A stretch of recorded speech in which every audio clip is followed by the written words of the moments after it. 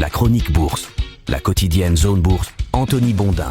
Salut à toutes et à tous et bienvenue dans ce point de marché Zone Bourse du jeudi 28 novembre 2024 qui s'appelle ce matin « Et si le CAC 40 rebondissait ?» Oui, je sais, ce titre est à la limite de la dystopie. Mais pendant que les États-Unis vont passer la journée à s'acharner sur des volailles dodues et des plats peu digestes à base de courges, eh bien l'Europe va essayer de se remettre la tête à l'endroit en tentant d'oublier les déboires politiques français. Hier, les marchés actions ont baissé, même si les investisseurs américains ont bénéficié d'un indice favorable à une baisse de taux de la Fed le 18 décembre prochain. Inutile de remettre une couche sur le fait que l'Europe est dans la panade avec le marasme économique ambiant et le retour de Donald Trump, et inutile aussi de rappeler qu'au milieu de tout ça, c'est la France qui est la reine de la panade avec son déficit public XXL, sa dette publique 4XL et son gouvernement brinque-ballant. Comme le disait très bien Coluche, les Français ont bien fait de choisir le coq pour emblème vu que c'est le seul oiseau qui arrive à chanter avec les pieds dans la merde. Le CAC 40, lui, eh bien il a touché son plus bas niveau depuis le 6 août dernier, c'est-à-dire quand les Japonais avaient tenté de saborder les stratégies de carry trade mondial en relevant leur taux directeur alors que tout le monde était en train de les abaisser. Je ne sais pas si vous vous en souvenez, mais ça avait provoqué pas mal de remous. Mais depuis le 6 août, le DAX allemand a repris 11% et le S&P 500 américain 16%. Le CAC 40, lui, il est donc à peu près à zéro, les deux pieds dans la fiente de poule.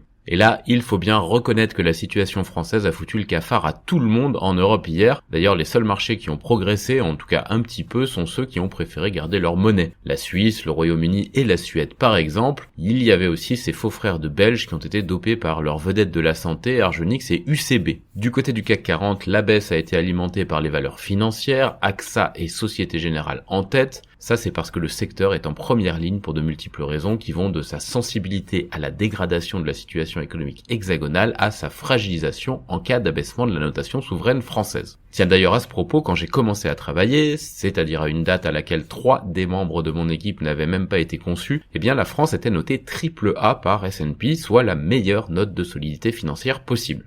Elle a perdu son premier cran en 2012, puis un second en 2013, puis un troisième en 2024 et la dette souveraine française est notée actuellement AA- par Standard & Poor's. Alors ça reste un très bon niveau, mais 3 crans tous les 12 ans, ça nous laisse théoriquement un quart de siècle avant que la dette française ne passe en catégorie spéculative que les Américains appellent de façon plus évocatrice de la dette junk, soit de la dette de pacotille ou plus trivialement de la dette pourrie.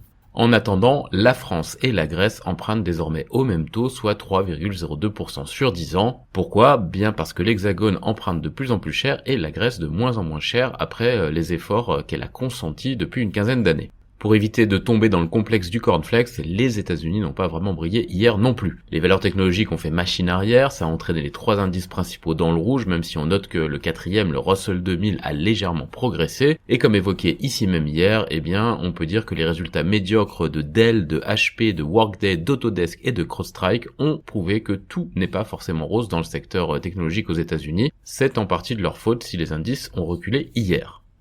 Je vous rappelle que Wall Street n'ouvrira pas aujourd'hui puisque c'est Thanksgiving, ça va laisser les places occidentales sans leur boussole préférée. Le marché obligataire américain, lui aussi, restera fermé aujourd'hui. Pour autant, les investisseurs ont obtenu hier une information assez importante pour la politique monétaire aux États-Unis. En effet, l'indice PCE, c'est un indice d'inflation du mois d'octobre, est ressorti parfaitement en ligne avec les attentes. Alors, l'inflation est un petit peu trop élevée pour ne pas susciter une certaine nervosité, mais le chiffre était conforme aux prévisions et ça a fait reculer la crainte d'un statu quo de la Fed lors de la prochaine réunion qui est prévue le 18 décembre. Et mécaniquement, ça a renforcé la probabilité d'une baisse de taux de 25 points de base le mois prochain. Ce déplacement de curseur, eh bien, ça a fait retomber le rendement du 10 ans US sous le seuil de 4,3% et ça a entraîné un reflux du dollar. Ce sont 2 mécanismes classiques en pareille situation. Par contre, ça n'a pas permis aux indices actions de terminer la séance dans le vert. Donc le faible flux d'actualité en provenance des États-Unis va sans doute limiter la volatilité aujourd'hui sur les marchés européens, sauf annonce exceptionnelle, mais on a quand même eu un petit peu de mouvement en Asie-Pacifique ce matin. Une rumeur a provoqué des dégagements en Chine. La Maison-Blanche aurait prévu de nouvelles restrictions pour renforcer les barrières à l'accès des entreprises chinoises aux semi-conducteurs de pointe. Des annonces sur ce point sont attendues assez vite, probablement dès la semaine prochaine. Les indices de Hong Kong et de Chine continentale sont donc sous pression ce matin pour cette raison. Ailleurs en Asie-Pacifique, la bourse de Corée du Sud réagit assez peu à une baisse de taux surprise de la Banque de Corée. Le Kospi est à l'équilibre, l'Inde peine toujours à redémarrer après les records datant de la fin du mois de septembre, et Taïwan perd un petit peu de terrain pendant que l'Australie progresse de 0,5% et claque même un nouveau record. Au Japon, le Nikkei 225 progresse de 0,4% en fin de parcours. Il est aidé, il faut le dire, par le rebond de son compartiment semi-conducteur grâce à la politique et aux rumeurs aux États-Unis. Les indicateurs d'avancée européens, ils laissent espérer un rebond, et oui, même sur le CAC 40, j'ose à peine le dire. Dans l'actu des sociétés ce matin en France, Crédit Agricole a été désigné hier établissement d'importance systémique mondiale en catégorie 2. Orange a signé un accord avec OpenAI pour avoir accès à des modèles d'IA en préversion. Le fonds Siam assigne Vivendi pour faire ajourner l'AG du 9 décembre, c'est celle qui doit décider de la scission du groupe. Sanofi a ouvert une deuxième usine de production à Singapour. Vinci a signé un contrat pour l'aéroport de Lisbonne. Capgemini a bouclé sa 11e opération d'actionnariat salarié. Les salariés qui monte à près de 8% du capital. Rémi Cointreau voit son activité se contracter de 15 à 18% sur l'exercice en cours. Initialement, il était envisagé plutôt 12% du côté des analystes. GTT reçoit une commande de conception de cuve pour un méthanier. Valeo supprime 1000 emplois en Europe et ferme 2 sites en France. Getlink ne remettra pas en service Eleclink avant le 16 décembre. Mais la fourchette d'EBITDA fournie précédemment devrait être tenue. Quadient a maintenu ses prévisions pour 2024, LDC vise également toujours un chiffre d'affaires annuel de 6,2 milliards d'euros. Edward Arkwright, j'espère que je n'ai pas trop écorché son nom, est nommé directeur général d'Altarea. Egide et Exosense renforcent leur partenariat. Octopus Biosafety obtient le renouvellement de sa période d'observation et ICERAM est en liquidation judiciaire. Ailleurs en Europe, Direct Line a rejeté une offre de rachat à 250 pence par action de la part d'Aviva. Brookfield a renoncé à son OPA sur Grifols.